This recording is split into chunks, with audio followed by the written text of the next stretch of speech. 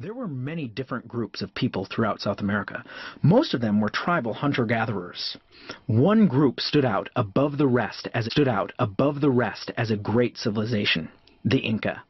The Inca originated in what is today Peru, but built their empire to include a large component of the western coast of South America. This region is in the heart of the Andes Mountains. The harsh mountainous terrain made for some amazing architectural accomplishments and the development of amazing terraced fields known as steppe agriculture.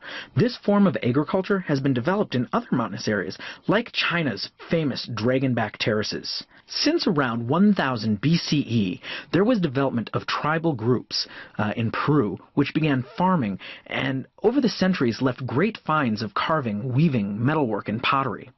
One great example of an early Peruvian culture is the Nazca people. They are known for leaving the amazing Nazca lines. The Nazca left these amazing images of birds, spiders, and other designs in the desert, as well as on their pottery. The line of Inca kings actually begins in the 12th century with Manco Capac. But what we know as the Inca Empire really didn't begin until a couple of centuries later when the Inca began conquering other peoples of the region under King PACHACUTEC. There are many differing stories about PACHACUTEC. One common legend says that in 1430 or around there, during a war with a neighboring tribe, PACHACUTEC's father and king was about to admit defeat in hope that his people would be spared the usual slaughter that followed anyone being conquered in the area. When PACHACUTEC heard this, he prayed to the gods to help him. The Inca had many gods who they believed were perfectly willing to meddle in the affairs of mortals. The legends say the gods decided to help. PACHACUTEC rallied the army, went into battle, and won. PACHACUTEC turned out to be an excellent leader. He crowned himself Inca and replaced his father as ruler. The people he conquered were not killed. Instead, they were invited to join the Inca Empire. The Inca army was a real sight. Their uniforms were colorful. They entered battle accompanied by drums, flutes, and trumpets.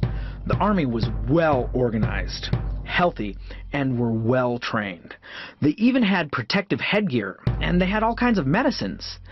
They were armed with superior weapons compared to all of the other neighboring tribes. Their main weapon was a wooden club, but they also had spears, bows, and other weapons as well. The Inca were such a force that many just chose to sign on to the empire instead of even trying to fight. Now, around 1525, a civil war broke out for the Inca. There was a question of succession, and usually in these things, the two possible heirs began to fight it out. Atahualpa came out on top as emperor. Directly following this civil war is when the Spanish arrive. Francisco Pizarro had heard the stories of Inca wealth, so like any good conquistador, he wanted to go and get some of that Inca gold. The Inca had been so busy with their civil war that they hadn't even heard of Spanish conquests up north in Mexico. They really kept to their own empire usually anyway. Normally, the Inca would have just had Pizarro and his group of around 150 men killed the second they arrived. But the new ruler, Atahualpa, thought it would be amusing to allow the Spanish to pass through. He thought it would be fun to just kill some of them and maybe enslave some of them. When Pizarro and his men were waiting to meet with Atahualpa, they knew they had bitten off more than they can chew. The Inca were not disorganized primitives. They were a well-oiled military machine. While waiting, Pizarro comes up with a plan. One they probably figured was a long shot. Death was likely. They would kidnap Atahualpa and ransom him. It worked.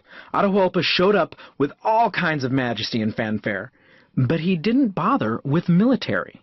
The 2,000 or so attendants and priests didn't know what to do, and most of them were killed when the Spanish jumped out and grabbed the emperor. Atahualpa agreed to pay the ransom of a large room filled with gold, silver, and riches. Atahualpa kept his end of the deal. The Spanish did not. They killed the emperor and left with as much of the treasure as they could carry. The Spanish returned with a full army and took only really a few years to completely defeat all of the empire. The Spanish were very harsh rulers of the Inca people. from simple hunter-gatherers to farmers to the great Inca Empire, and it was all taken down by a wealth-driven conquistador named Francisco Pizarro.